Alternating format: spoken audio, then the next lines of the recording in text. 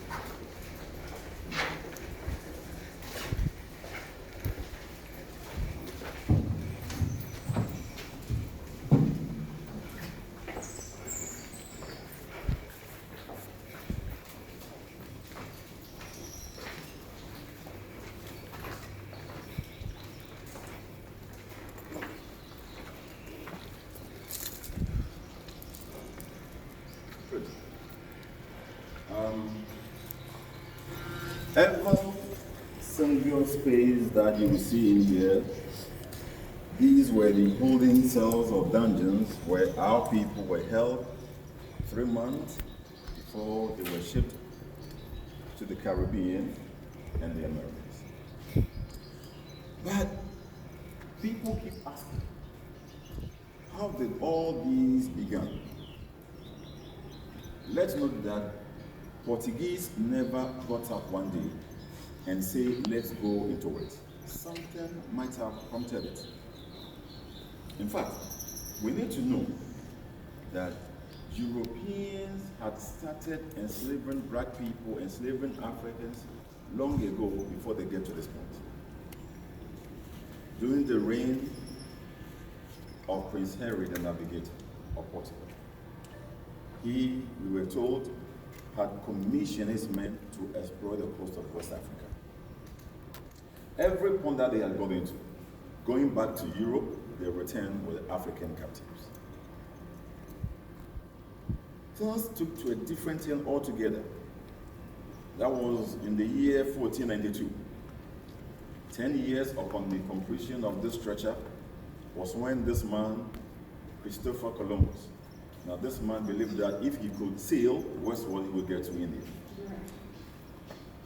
Some say in the process, he got drifted. But I belong to the school of thought, which believed that he actually got lost. Now, when these Europeans finally got in there, they had sugarcane, cotton plantation, and many more. So they started using the Native Americans, that is the Indians, to work. The story has it that diseases that these Europeans introduced over there started wiping out this Indian population. So it occurred to them that if they ought to remain in business, then they should find other means of getting people to replace these Indians. One of the Roman Catholic priests called Bartholomew de las Casas came up with the idea that why don't we try the Africans?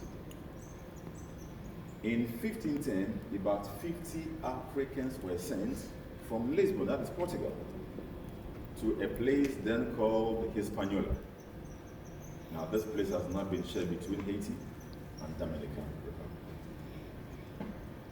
They tried and they got to know that comparatively, these Africans could resist the disease much better than these Indians. So more of our people were to be sent over there. At the time in question, Portuguese were the only European nation operating from entire West Africa using these very dungeons. So they started moving along the coast, capturing people themselves. But with time, they got to know that there is no hope in doing this. So what they sought to do was to collaborate with the Africans. I have said this. One of the major factors which contributed to the growth of Atlantic slave trade has to do with the nature of our system prior to the coming of the Europeans. We all know that our history, our civilization as Africans never began when the Europeans set foot on our soil. Not at all. We had lived here as people. There were a time when this continent was described as the cradle of civilization. Mm-hmm. There was a time that this continent was dotted with the University of Higher Learning. Our people were skilled, have invented tools, they have developed how to write, hieroglyphics that have been designed, and so on and so forth. But I can tell people that, you see, Atlantic slave trade and Trans-Saharan slave trade were a deliberate tool employed by the European on us to disrupt and interrupt our civilization, our culture, and so on. We have had beautiful empires. You can talk of Sudan, Ghana Empire, Mali, Sangay, and so on and so forth. All these empires have collapsed. I keep telling people that one of our major problems as Africans is that we always allow our visitors to overstay their welcome. If you looked at how all these empires collapsed, it's the same method, the same weakness. Mm-hmm. Always, we allow people to stay in our midst. They multiply in their numbers. They implode. Then we become defenseless. Mm-hmm.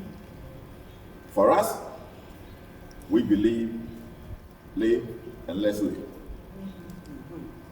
African hospitality. Let's embrace everyone. Even in Ghana. If someone slap you like that, say, oh, let's give it to God. From Anyami, that's what we say. Let's give it to God. So all these empires had collapsed. Our people were then migrating in bits. When people start to go like that, what holds them together, what binds them together is no longer there. They become divided, vulnerable, weak, such that people can manipulate. So they were quick enough to capitalize on our deficiencies, succeeded in setting us up. So eventually we were fighting among ourselves. And the more we keep fighting, it goes to their advantage. Mm-hmm. I am talking about division. Divide and conquer.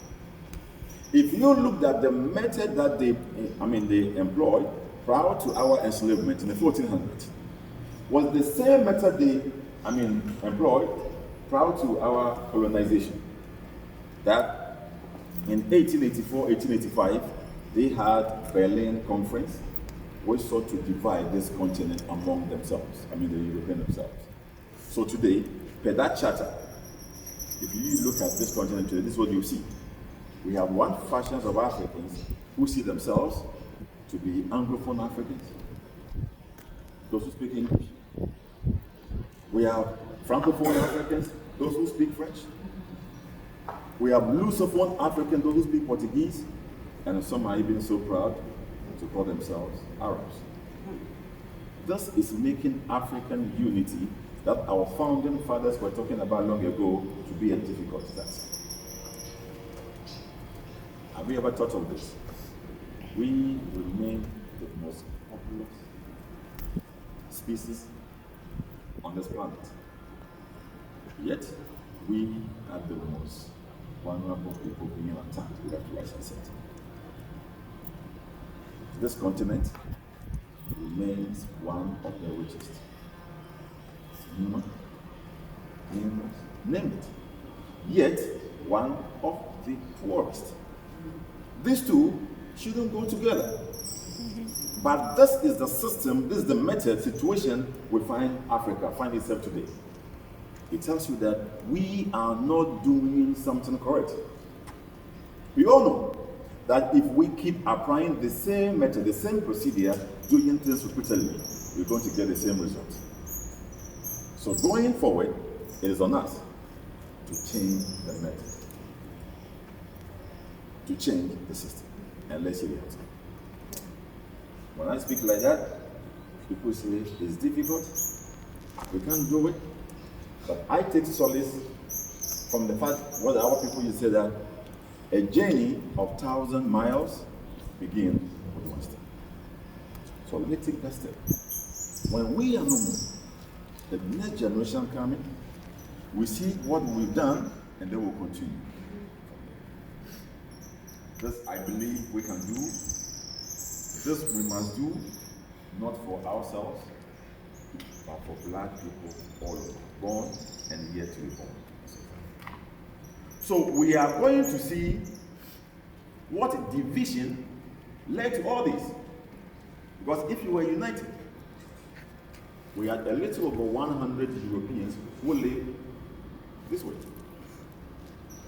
And in the female dungeons alone, they had 400 Africans. In the male dungeons, they had 600 Africans. In the town, we have a lot of people living there. Why is it not possible that we should have come together and get them out?